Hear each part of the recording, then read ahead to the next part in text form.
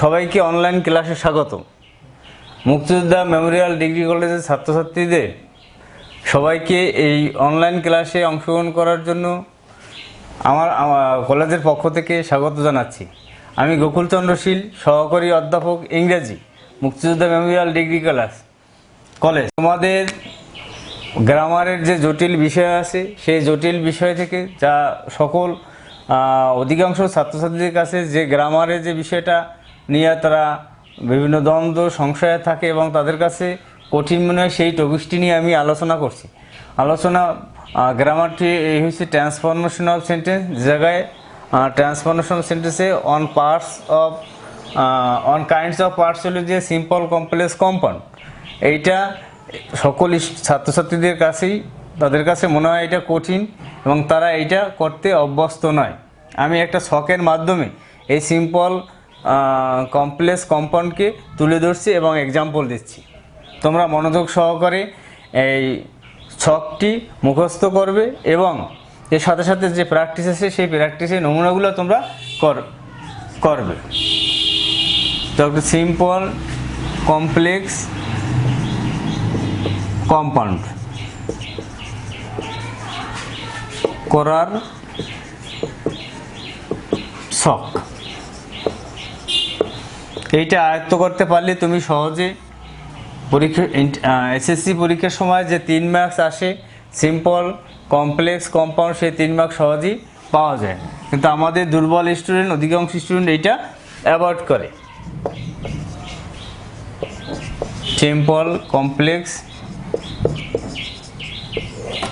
Compound. প্রথমে হইল যে প্রেজেন্ট পার্টিসিপল। সিম্পলে প্রেজেন্ট পার্টিসিপল, কমপ্লেক্স যদি সিম্পল সেন্টেন্স প্রেজেন্ট পার্টিসিপলে থাকে তাহলে কমপ্লেক্সে as, since, when. As, since, when. Compound হয়েছে যে and, by plus gerund, by plus gerund. যদি বাই প্লাস জিরান্ট থাকে তাহলে কমপ্লেক্স সিম্পল করার সময় যদি প্রদত্ত সেন্টেন্সটি বাই প্লাস জিরান্টে থাকে তাহলে কমপ্লেক্স করার সময় ইফ আসে, শুরুতে ইফ বসে। কম্পাউন্ডে and. Without plus gerund, without plus gerund, without plus gerund. If dot dot not or in spite of, in spite of, despite of, in spite of, despite of যদি থাকে তাহলে though, although। কমপ্লেক্সে though, although। Compound হয়েছে যে but।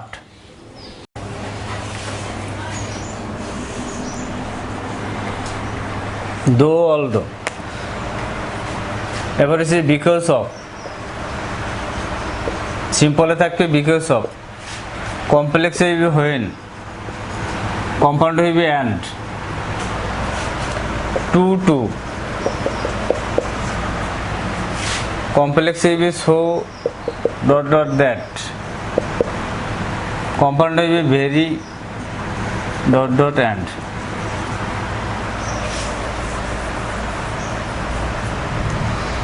to, in order to,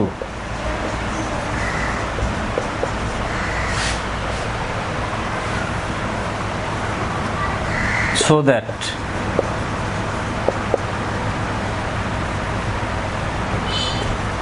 and।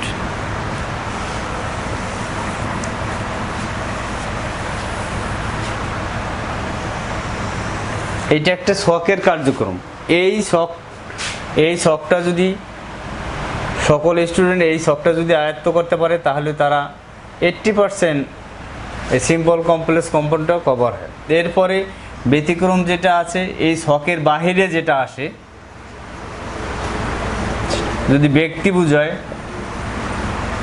তাহলে হু ব্যবহার করতে হয়। যদি বস্তু বোঝায় তাহলে হুইজ অথবা দ্যাট ব্যবহার করতে হয়।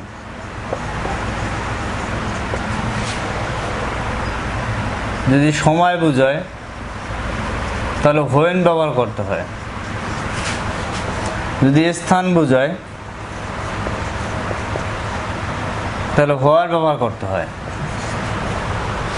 এই হচ্ছে যে সিম্পল কমপ্লেক্স কম্পাউন্ড করার ছক এবং ব্যতিক্রম যেই আছে সেগুলো, এগুলো সহসা স্টুডেন্ট সুন্দর করে আয়ত্ত করতে হয়। এরপর আমি এক্সাম্পলগুলো কীভাবে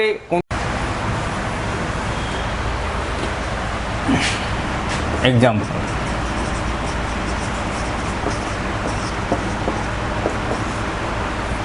প্রেজেন্ট পার্টিসিপল,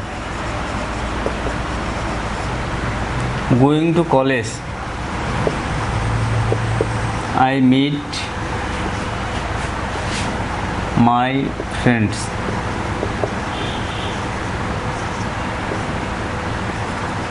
এটা কমপ্লেক্স এবং কম্পাউন্ড দুইটা হয়, যেহেতু সিম্পলে আছে কমপ্লেক্স এবং কম্পাউন্ড দুইটা। Present participle verb plus I N G, এটাকে বলা হয় প্রেজেন্ট পার্টিসিপল। যখন প্রেজেন্ট পার্টিসিপল থাকবে সেন্টেন্সের শুরুতেই থাকবে তখন এটা কমপ্লেক্স করার সময় আমরা ছকে দিয়েছি প্রথমেই প্রেজেন্ট পার্টিসিপল যদি থাকে কমপ্লেক্স করার সময় অ্যাজ সিন্স হোয়েন ব্যবহার করতে হয়। যে কোনো একটা ব্যবহার করলেই হবে, অ্যাজ সিন্স হোয়েন এর যে কোনো একটা ব্যবহার করলেই হবে, যেহেতু প্রেজেন্ট পার্টিসিপল আছে। এখন এরপরে এই সাবজেক্ট অনুযায়ী প্রথমে সাবজেক্টটা বসবে। এই সাবজেক্ট যেহেতু সাবজেক্ট আছে আই, এই জন্য আই বসাইলাম। এরপরে মূল ভার্ব যে পাস্ট টেন্সের, তাহলে এরপরে আইর পরে মূল যে ভার্বটা আছে সেটা পাস্ট টেন্সের, এই জন্য এই গো মূল ভার্ব হচ্ছে যে গো, এইটা পাস্ট টেন্স হয়ে যাবে। যদি প্রেজেন্ট টেন্স থাকতো তাহলে প্রেজেন্ট টেন্স হইতো, আর পাস্ট টেন্স থাকলে পাস্ট টেন্স হয়। I went to college,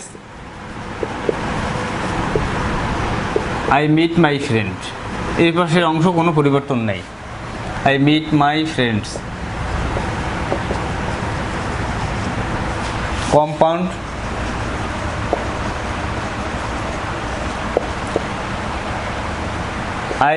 I went to college, I went to college। এখন কম্পাউন্ড করার সময় এটা নিয়ে অ্যান্ড যুক্ত হয়, অ্যান্ড যোগ করতে হয়। কিন্তু যদি একই সাবজেক্ট এবং একই ভার্ব থাকে, অ্যান্ডের পরে একই সাবজেক্ট একই ভার্ব একবার ব্যবহার করলেও হয়। যদি কোনো স্টুডেন্ট একাধিকবার যেভাবে আছে সেইভাবেও যদি ব্যবহার করে তাহলেও এটাকে মার্কস দেওয়া হয়। আই ওয়েন্ট টু কলেজ, যা দেখা গেছে এই জায়গায় আর একটা সাবজেক্ট যেটা আছে আই আছে, অর্থাৎ সাবজেক্টটা আমরা এটা উঠিয়ে দিতে পারি। যদি না দিই তাহলে কোনো সমস্যা নাই। I meet my friends.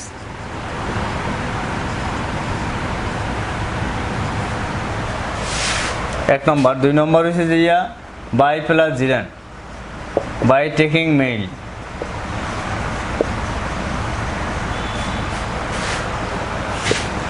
He goes to market. Complex compound. হাতে লেখা বলতে অসুবিধা হয়? যদি বাই প্লাস জিরান থাকে তাহলে কমপ্লেক্স করার সময়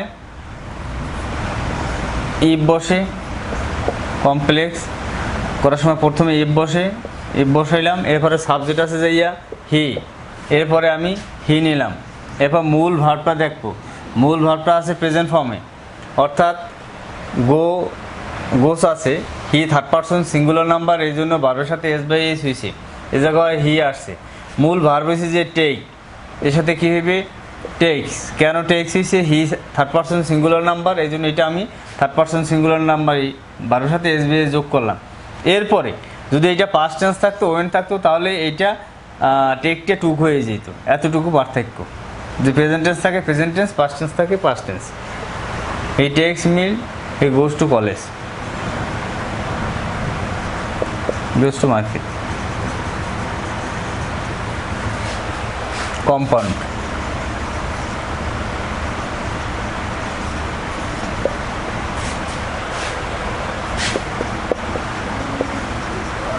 He takes meal and compound and ব্যবহার করা পদার্থ শোকে দেওয়া আছে, গোজ to market.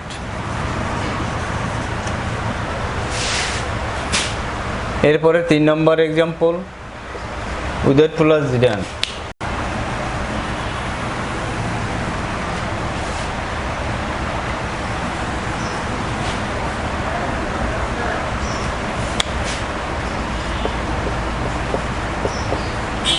Without reading attentively,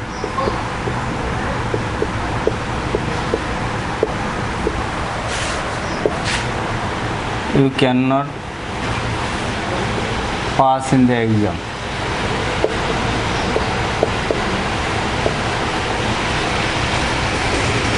Complex compound.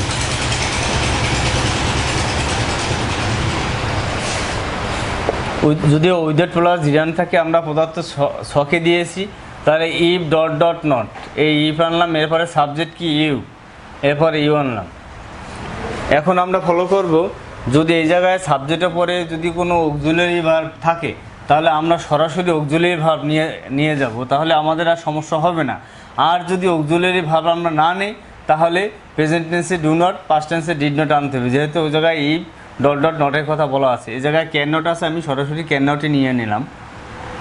Do not নিলেও হইতো, তারপর আমি ক্যান নটে নিয়ে নিলাম। ই ক্যান নট রিড, এরপরে মূল ভাব হচ্ছে read, E can read attentively.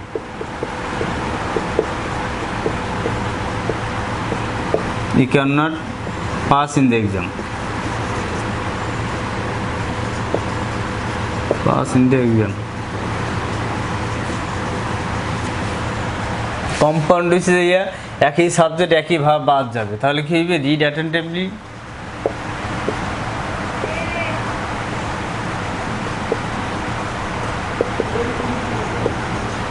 ছকে দেওয়া আছে ওর হইবে। এরপরে you can not pass in the exam দিলেও হইবে, আর pass in the or pass in the exam দিলেও হইবে। যেভাবে করো ওইভাবেই হইবে, পাস ইন দ্য এক্সাম। দুইভাবেই করা যায় এটা, pass in the exam.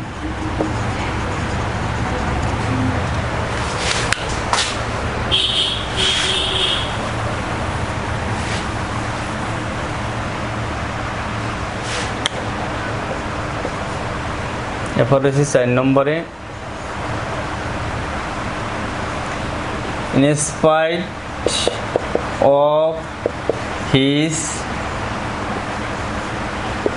his being poor,